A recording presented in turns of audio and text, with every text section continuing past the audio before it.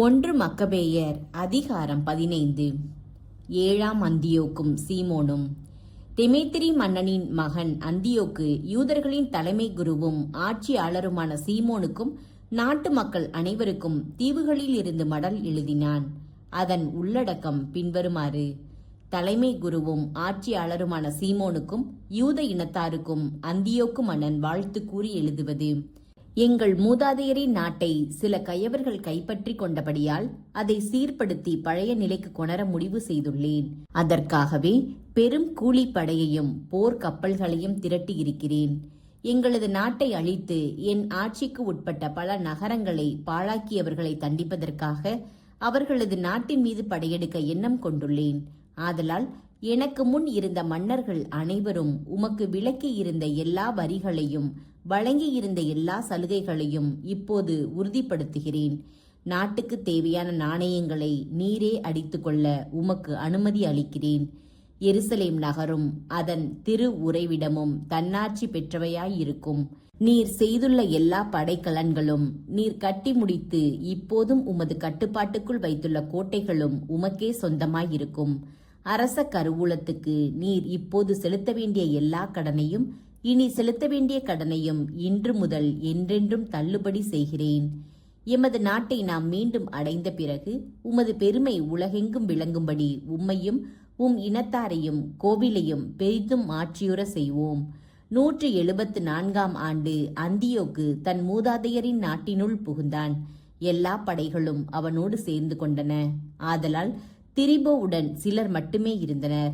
அந்தியோக்கு அவனை துரத்தியதால் அவன் கடலோரமாயிருந்த தோர் நகருக்கு தப்பி ஓடினான். ஏனென்றால் தன் படைகள் தன்னை கைவிட்டதால் தனக்கு பல தொல்லைகள் சேர்ந்தன என்பதை உணர்ந்திருந்தான். அந்தியோக்கு 1,20,000 படை வீரர்களோடும் 8,000 குதிரை வீரர்களோடும் தோருக்கு எதிராக பாசறை அமைத்தான். அந்த நகரை சுற்றி வளைத்து கொண்டான்.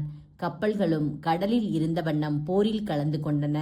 கடல் பக்கமும் தரை பக்கமும் நகரை நெருக்கி யாரும் வெளியே போகாமலும் உள்ளே நுழையாமலும் தடுத்தான்.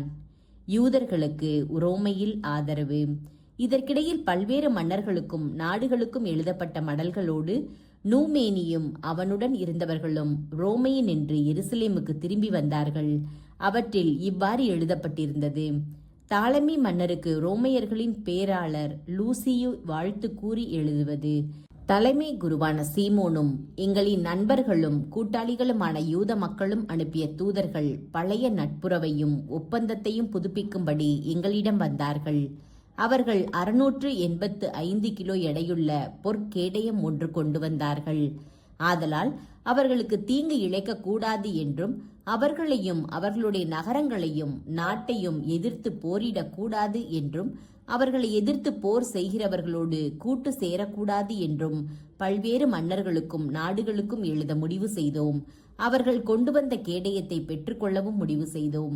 ஆதலால் கயவர்கள் யாரேனும் யூதேயாவிலிருந்து உங்களிடம் தப்பியோடி வந்திருந்தால் யூத சட்டப்படி அவர்களை தண்டிக்குமாறு தலைமை குருவான சீமோனிடம் அவர்களை ஒப்புவித்து விடுங்கள். இவ்வாறே தெமேத்திரி மன்னனுக்கும் அத்தால், அரியாரது, அர்சாகு ஆகியோருக்கும் லூசியு எழுதினான்.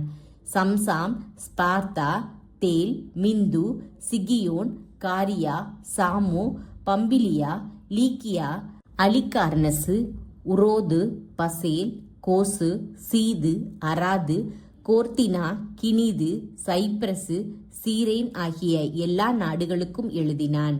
இம்மடலின் நகல் தலைமை குரு சீமோனுக்கும் அனுப்பி வைக்கப்பட்டது. ஏழாம் அந்தியோக்கு சீமோனின் பகைவனாதல். அந்தியோக்கு மன்னன் மீண்டும் தோருக்கு எதிராய் பாசறை அமைத்தான். அதை தன் படையால் தொடர்ந்து தாக்கிக் கொண்டிருந்தான். படை பொறிகள் செய்தான். திரிபோவை அடைத்து வைத்து அவன் வெளியே போகவோ உள்ளே வரவோ முடியாதவாறு செய்தான். சீமோன் அந்தியோக்குக்கு உதவியாக தேர்ந்தெடுத்த 2000 வீரர்களை பொன் வெள்ளி திரளான படைக்கலன்களோடு அனுப்பி வைத்தார். ஆனால் அந்தியோக்கு அவர்களை ஏற்றுக்கொள்ள மனமில்லாமல் சீமோனுடன் தான் செய்திருந்த ஒப்பந்தங்களை மீறி நட்புறவை முறித்து கொண்டான். அதன் பிறகு சீமோனை சந்தித்து பேச தன் நண்பர்களுள் ஒருவரான அத்தனோபியை அவன் அனுப்பி, நீங்கள் எனது நாட்டின் நகரங்களாகிய யாப்பா, கசாரா, எருசலேம் கோட்டை ஆகியவற்றை கைப்பற்றி இருக்கிறீர்கள். அப்பகுதிகளை பாழாக்கி நாட்டில் பெரும் தீமைகள் புரிந்து எனது அரசில் பல இடங்களை பிடித்து வைத்திருக்கிறீர்கள். எனவே இப்போது நீங்கள் கைப்பற்றியுள்ள நகரங்களையும் யூதேயாவின் எல்லைகளுக்கு அப்பால் நீங்கள் பிடித்து வைத்துள்ள நாடுகளில் திரட்டியுள்ள திரைகளையும் ஒப்படைத்து விடுங்கள். அல்லது அவற்றிற்கு பதிலாக 20 டன் வெள்ளியை எனக்கு செலுத்துங்கள். நீங்கள் உண்டாக்கிய அழிவுக்கும் நகரங்களுக்கான கட்ட வேண்டிய திரைக்கும் ஈடாக வேறு 20 டன் வெள்ளியை கட்டிவிடுங்கள். இல்லையேல் நாங்கள் வந்து உங்கள் மீது போர் தொடுப்போம் என்று சொன்னான். மன்னன் நண்பன் அத்தனோபி எருசலேம் வந்து சீமோனுடைய மாட்சியையும் பொன் வெள்ளி கலன்கள் நிறைந்த நிலையடுக்கையும் மற்ற செல்வப் பகட்டையும் கண்டு வாயடைத்து நின்றான். மன்னனுடைய சொற்களை அவருக்கு அறிவித்தான். ஆனால் சீமோன் அவனுக்கு மறுமொழியாக, நாங்கள் அயல் நாட்டை பிடித்து கொள்ளவில்லை, பிறருடைய சொத்துக்களை கைப்பற்றவும் இல்லை. ஆனால் எங்கள் பகைவர்கள் நேர்மையின்றி கவர்ந்து சிறிது காலம் வைத்திருந்த எங்கள் மூதாதையரின் உரிமை சொத்துக்களையே திரும்ப பெற்றுள்ளோம். தகுந்த வாய்ப்பு ஏற்பட்டதால் எங்கள் மூதாதையரின் உரிமை சொத்துக்களை எங்களோடு தக்க வைத்துக் கொண்டுள்ளோம். ஆனால் நீர் கோரும் யாப்பா கசாராவை பொறுத்த மட்டில் அந்நகரங்கள் மக்கள் நடுவிலும் எங்கள் நாட்டிலும் பெரும் தீமைகள் விளைவித்து வந்துள்ளன. ஆயினும் அவற்றுக்காக 4 டன் வெள்ளியை கொடுப்போம் என்றார்.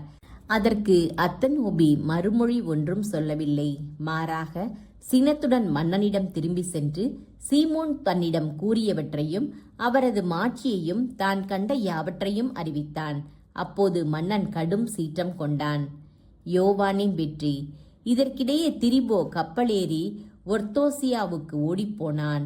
அந்தியோக்கு மன்னன் கெந்தபாயை கடற்கரை பகுதிக்கு படை தலைவனாக ஏற்படுத்தி காலாட்படையையும் குதிரை படையையும் அவனுக்கு அளித்தான். யூதர்களுக்கு எதிராக போர் தொடுக்கும் பொருட்டு யூதேயாவுக்கு எதிரில் பாசறை அமைக்கவும் கிதரோனை மீண்டும் கட்டியெழுப்பி அதன் வாயில்களை வலுப்படுத்தவும் கெந்தபாய்க்கு கட்டளையிட்ட பின் திரிபோவை துரத்தி சென்றான். யாம்னியா சேர்ந்த கெந்தபாய் மக்களை துன்புறுத்தி யூதேயா மீது போர் தொடுத்தான். அவர்களை சிறைப்பிடித்து கொள்ளத் தொடங்கினான். மன்னனின் கட்டளைப்படி அவன் கிதரோனை கட்டி எழுப்பினான். யூதேயா நாட்டில் புகுந்து சுற்றுக்காவல் புரியுமாறு அவ்விடத்தில் குதிரைப்படையையும் காலாட்படையையும் நிறுவினான்.